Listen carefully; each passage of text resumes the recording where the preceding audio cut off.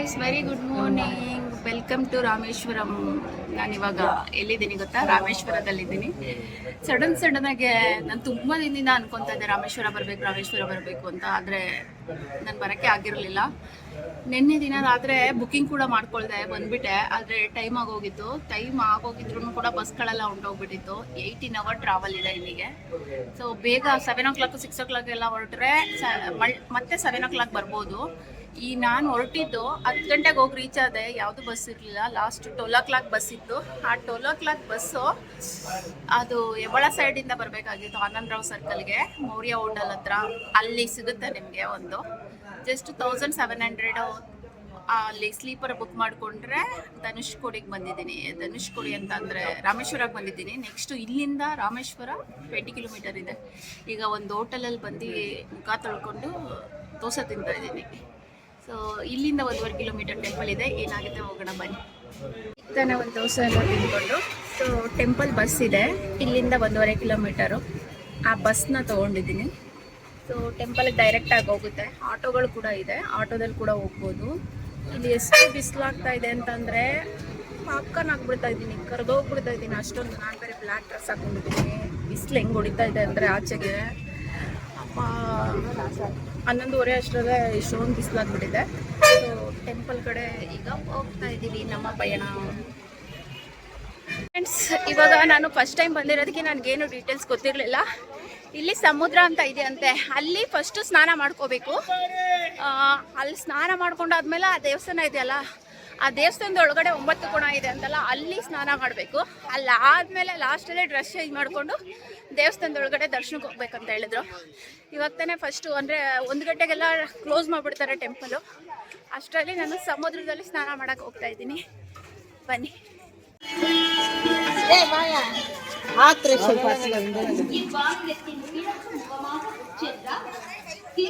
மண்டபம் அண்மை காலத்தில் சேதுபதி மன்னர்களால் அமைக்கப்பட்ட மண்டபங்களில் ಫ್ರೆಂಡ್ಸ್, ಅಂತೂ ಇಂತೂ ನಾನು ರಾಮೇಶ್ವರದಲ್ಲಿ ಸಮುದ್ರಕ್ಕೆ ಬಂದೆ ಇವಾಗ ಸ್ನಾನ ಮಾಡೋದಕ್ಕೆ. ನಂಗೆ ತುಂಬ ಖುಷಿ ಆಗ್ತಾ ಇದೆ. ಕಾಶಿಗೆ ಹೋದ್ಮೇಲೆ ರಾಮೇಶ್ವರ ಬರಬೇಕು ಅಂತ ಹೇಳ್ತಾ ಇರ್ತಾರಲ್ಲ, ಈ ರಾಮೇಶ್ವರ ಸ್ನಾನ ಮಾಡೋದಕ್ಕೋಸ್ಕರ ನಾನು ಕಾಶಿಗಾಗಲಿ 2 ಸಲ ಹೋಗ್ಬಿಟ್ಟು ಬಂದೆ. ರಾಮೇಶ್ವರಕ್ಕೆ ಬಂದಕ್ಕಾಗಿರಲಿಲ್ಲ. ಇವಾಗ ನಾನು ರಾಮೇಶ್ವರಕ್ಕೆ ಬಂದಿದ್ದೀನಿ. ಇಲ್ಲೆಲ್ಲ ಸ್ನಾನ ಮಾಡ್ತಾ ಇದ್ದಾರೆ. ನಾನು ಕೂಡ ಸ್ನಾನ ಮಾಡೋಣ ಬನ್ನಿ.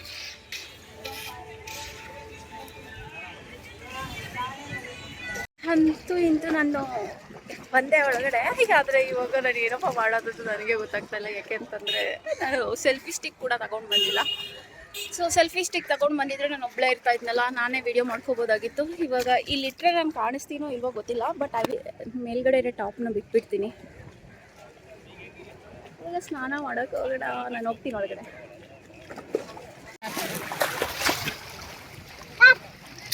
ಸೈಲೆಂಟ್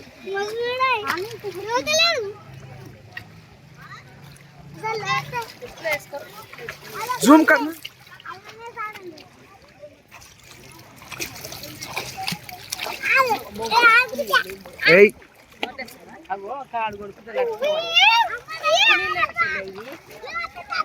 मिंटो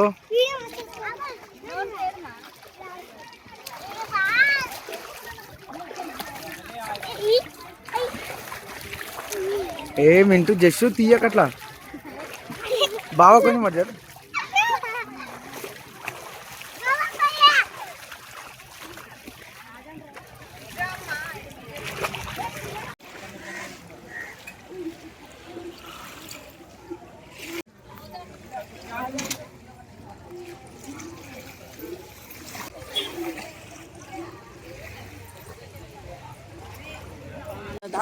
ಇಲ್ಲಿ 21 ತೀರ್ಥಕ್ಕೆ ಬಂದಿದ್ದೀನಿ.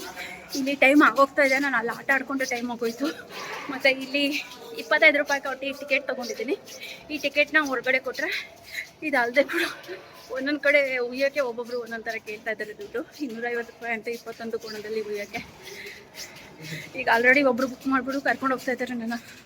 ನಾನು ಒಬ್ಬಳೇ ಬಂದಿರೋದ್ರಿಂದ ಅಂದರೆ ಎಲ್ಲಿ ಯಾರು ಎಷ್ಟೆಷ್ಟು ಕೇಳ್ತಾರೆ ಅಷ್ಟು ಕೊಡಬೇಕಾಗುತ್ತೆ. ಏನು ಮಾಡೋಕ್ಕಾಗಲ್ಲ. ಫ್ರೆಂಡ್ಸ್, ಒಂದು ಕಡೆ ನನಗೆ ಆಲ್ರೆಡಿ ಇದು ಮಾಡಿದೆ, ಅಲ್ಲೆಲ್ಲ ವೀಡಿಯೋ ತೊಗೋಬಾರ್ದು ಅಂತ ಹೇಳಿದ್ರು. ಒಂದು ಬಾವಿ ಆದಮೇಲೆ ನೆಕ್ಸ್ಟ್ ಬಾವಿಗೆ ಹೋಗ್ತಾ ಇದ್ದೀನಿ. ಸೊ ಸೊ ನಾನು ಒಬ್ಬಳೇ ಬಂದಿರೋದಕ್ಕೆ ವೀಡಿಯೋ ಮಾಡೋಕ್ಕೂ ಯಾರೂ ಇಲ್ಲ. ರಿಕ್ವೆಸ್ಟ್ ಮಾಡಿಕೊಂಡ್ರು ಕೂಡ ಲಾಸ್ಟಲ್ಲಿ ಒಂದ್ರಲ್ಲಿ ಮಾಡ್ಕೊಂತ ಹೇಳಿದ್ದಾರೆ. ಇನ್ನೊಂದಿದೆ ನೋಡಿ, ಇದೇ ಬಾವಿ. ಈ ಬಾವಿಗೆ ಅವ್ರ ಹತ್ರ ಒಂದು ಚೊಂಬಿರುತ್ತೆ. ಆ ಚೊಂಬೊಳಗಡೆಯಿಂದ ಅವ್ರು ಎತ್ಕೊಂಡು ನಮ್ಮ ತಲೆ ಮೇಲೆ ಹಾಕ್ತಾರೆ. ಒಂದೇ ಜಗ್ ಹಾಕೋದು, ಒಂದು ಜಗ್ಗಿಂತ ಜಾಸ್ತಿ ಹಾಕಲ್ಲ ಅಂತೆ ಅವರು.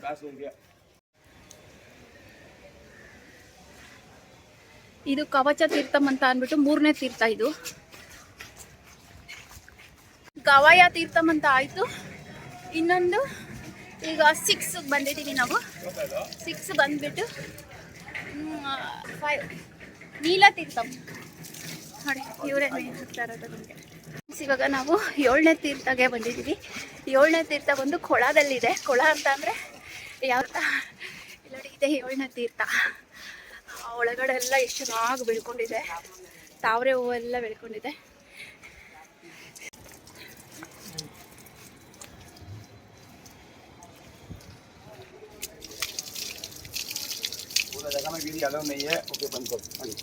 ಹೊರಗಡೆ ಬಂದಿದ್ದೀವಿ. ಎಲ್ಲ ಕಡೆನೂ ಶಿವಮಯ, ಅಲ್ಲೂ ಶಿವಗಳೇ ಇದೆ ನೋಡಿ ಫುಲ್ಲು. ಈಗ 8ನೇ ತೀರ್ಥ ಹೋಗ್ತಾ ಇದ್ದೀವಿ. 8ನೇ ತೀರ್ಥ. ಸೊ ಈ ತೀರ್ಥದ ಹೆಸರು 8ನೇ ತೀರ್ಥ.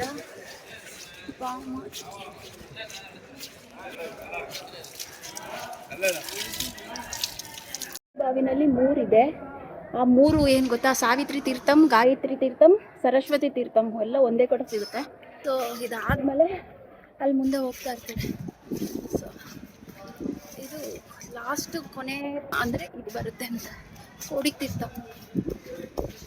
ಫ್ರೆಂಡ್ಸ್, ಕೊನೆಗೆ 21 ತೀರ್ಥ ಕರೆಕ್ಟಾಗಿ ಇದು ಮಾಡಿದ್ವಿ. ತೀರ್ಥ ಕೂಡ ಆಯಿತು. ನಾನು ಡ್ರೆಸ್ ಚೇಂಜ್ ಕೂಡ ಮಾಡಿಕೊಂಡೆ. ಇವಾಗ ಟೈಮಾಗಿ ಹೋಗಿರೋದ್ರಿಂದ ಬೇಗ ದೇವಸ್ಥಾನದೊಳಗಡೆ ಹೋಗಬೇಕು. ಇಲ್ಲ ಅಂತಂದರೆ ಈಗ ಮುಚ್ಚಿಬಿಟ್ರೆ ಸಾಯಂಕಾಲ ಗಂಟೆ ವೆಯ್ಟ್ ಮಾಡಬೇಕು. ಇವಾಗ ದರ್ಶನ ಮಾಡೋಕ್ಕೆ ಹೋಗೋಣ. ಒಳಗಡೆ ಎಲ್ಲ ಫೋನೆಲ್ಲ ಅಲೋ ಮಾಡ್ತಾರೋ ಇಲ್ವೋ ಗೊತ್ತಿಲ್ಲ, ಬಟ್ ಆದರೆ ನನಗೆ ಕರೆಕ್ಟಾಗಿ ದರ್ಶನ ಆದರೆ ಸಾಕು. ಇಂತೂ ನನಗೆ ದರ್ಶನ ಕೂಡ ಆಯಿತು. ಇನ್ನೇನು ಟೈಮ್ ಮುಗ್ದೋಗ್ತಾ ಇತ್ತು. ಅವರು ಯಾರೋ ಒಬ್ಬರು ನನ್ನ ನಾವು ಲೋಕಲ್ ಅಂತ ಹೇಳ್ಬಿಟ್ಟು ಪಾಪ ಎಕ್ಸಿಟ್ ಎಂಟ್ರಿಯಿಂದನೇ ಕರ್ಕೊಂಡು ಹೋಗಿ ನಂಗೆ ದರ್ಶನ ಮಾಡಿಸಿದ್ರು. ನಂಗೆ ತುಂಬ ಖುಷಿ ಆಯಿತು. ಒಬ್ಬಳೇ ಬಂದಿರೋದಕ್ಕೆ ಮಾತ್ರ ಅವ್ರು ಒಳಗಡೆ ಕರ್ಕೊಂಡೋಗೋಕ್ಕಾಯಿತು. ಜಾಸ್ತಿ ಟೀಮ್ ಮೇಲೆ ಬಂದಿದ್ರೆ ನಿಜವಾಗ್ಲೂ ಅವ್ರು ನನ್ನ ಕರ್ಕೊಂಡೋಗೋಕ್ಕಾಗ್ತಾ ಇರಲಿಲ್ಲ. ಮುಗ್ದೋಗಿರೋ ಟೈಮಲ್ಲಿ ನಾನು ನಿಜವಾಗ್ಲೂ ಸಮಾಧಾನ ಆಗೋ ರೇಂಜಲ್ಲಿ ದರ್ಶನ ಆಯಿತು. ಇಲ್ಲಿ ಎಷ್ಟು ಚೆನ್ನಾಗಿ ಐಸು. ಇಲ್ಲಿ ಫೋಟೋ ತೊಗೊತಾ ಇದ್ದೆ. ಎಲ್ಲರೂ ಎಷ್ಟೊಂದು ಜನ ವೀಡಿಯೋ ತೆಗಿತಾ ಇದ್ದಾರೆ, ಫೋಟೋ ತೆಗಿತಾ ಇದ್ದಾರೆ.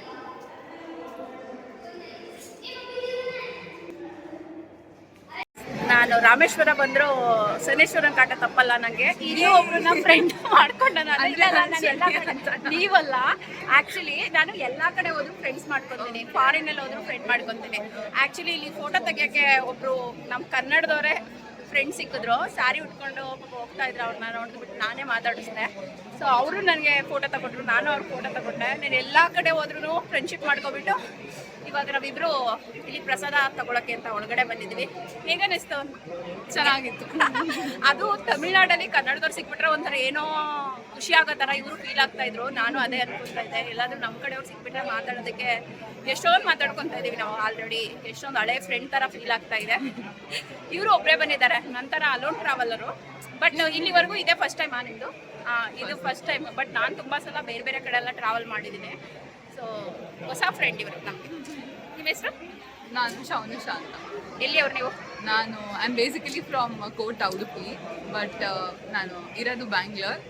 So because so many other reasons ನಾನು ಸೋಲೋ ಟ್ರಾವೆಲಿಂಗ್ ಮಾಡಬೇಕಾಯಿತು. But it's good. ಹೌದಾ? ಎಂಜಾಯ್ ಮಾಡ್ತಾ ಇದ್ದೀರಾ? ಹಾಂ, ಡೆಫಿನೆಟ್ಲಿ.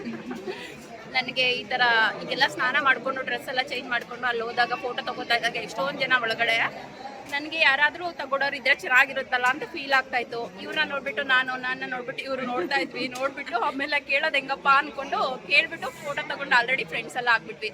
ಒಳ್ಳೊಳ್ಳೆ ರೀಲ್ಸ್ ವೀಡಿಯೋಸ್ ಎಲ್ಲ ಮಾಡಿದ್ದೀವಿ. ಅದನ್ನ ಅಪ್ಲೋಡ್ ಮಾಡ್ತಾ ಇದ್ವಿ. Wait for the rock.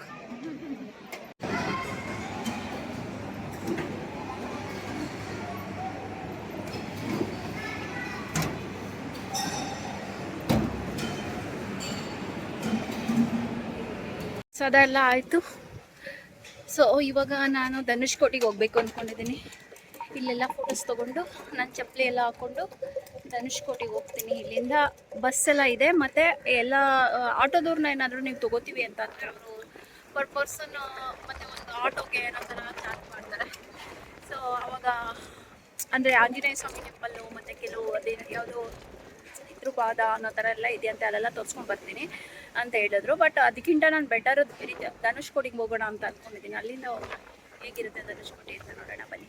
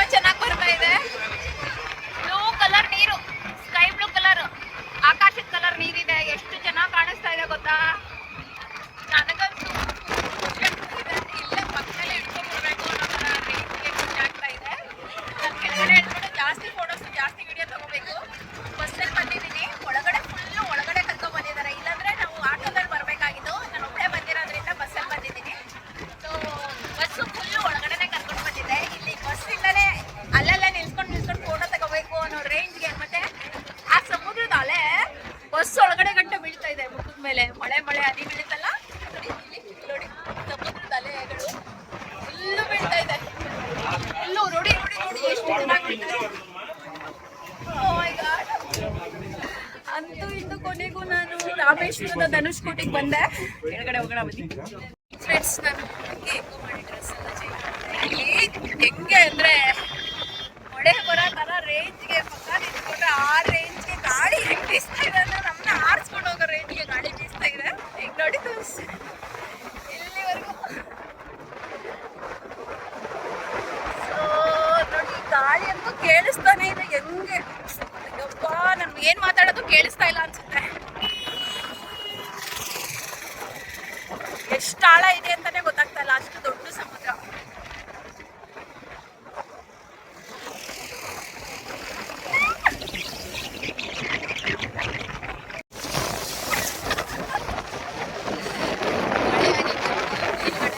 ಇದಾಗುತ್ತಲ್ಲ ಆ ರೇಂಜ್ಗೆ ಆಗ್ತಾ ಇದೆ. ತುಂಬ ಖುಷಿ ಆಗ್ತಾ ಇದೆ. ನನಗೆ ತುಂಬ ದಿನದ ಆಸೆ, ನಾನು ಬರಬೇಕು ಅಂತ. ಫೈನಲ್ ಆಗಿ ಬಂದಿದ್ದೀನಿ. ಕಾಶ್ಮೀರ ಒಂದು ಇನ್ನೊಂದು ಪೆಂಡಿಂಗ್ ಇದೆ. ಕಾಶ್ಮೀರ ಅಂದರೆ ಭಾರತದ ಮೂಲೆನೂ ನೋಡಬೇಕು ಅಂತ ಆಸೆ. ಸೊ ಇದಾದ್ಮೇಲೆ ನೆಕ್ಸ್ಟ್ ಹೋಗೋಣ. ಹುಚ್ಚಿ ಥರ ಎಲ್ಲ ಹೆಂಗೆ ಆರಿಸ್ತಾ ಇದೆ ನೋಡಿ ಗಾಳಿಲಿ.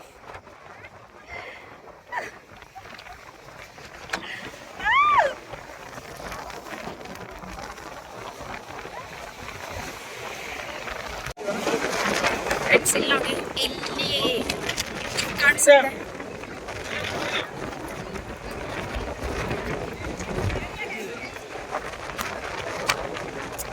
ಧನುಷ್ಕೋಟಿಲಿ. ಆ್ಯಕ್ಚುಲಿ 5:15ಗೆ ಲಾಸ್ಟ್ ಕ್ಲೋಸಿಂಗ್ ಟೈಮು. ಅಂದರೆ ನಾವು ಬೇಗ ಬಂದರೆ ಬೇಗ ಮುಗಿಸ್ಕೊಂಡು ಹೋಗ್ಬೇಕು. ನೋಡಿ ಅಲ್ಲಿ ಸಮುದ್ರ ಅಲೆ ನದಿನೂ ಈ ಕಡೆ ಇದಕ್ಕೆ ಸೇರ್ತಾ ಇದೆ. ಈ ಸಮುದ್ರ ಇದೆಷ್ಟು ಪ್ರಶಸ್ತವಾಗಿದೆ, ಎಷ್ಟು ಇದಾಗ್ತಾ ಇದೆ. ಇದು ಮಾತ್ರ ತುಂಬಾ ಭಯಂಕರ ಆಗಿರೋದು. ಆದ್ರೆ ನಿಜವಾದ ಆಳ ಇರೋದೆಲ್ಲ ಈ ಕಡೆ. ಆ ಆಳದಲ್ಲಿರೋದೇ ಸಮುದ್ರ ಇದಿದೆ, ಅಂದ್ರೆ ಶಾಂತವಾಗಿದೆ.